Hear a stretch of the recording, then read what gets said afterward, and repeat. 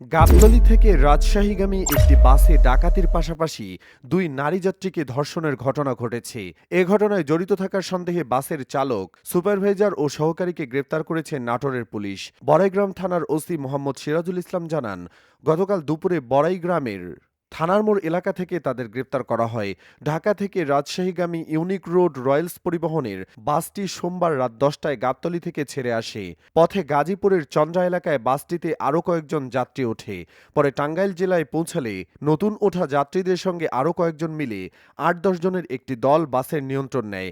তারা যাত্রীদের মালামাল লুটপাট করে এবং দুই নারী যাত্রীকে ধর্ষণ করে। এরপর মির্জাপুর এলাকায় নেমে যায়।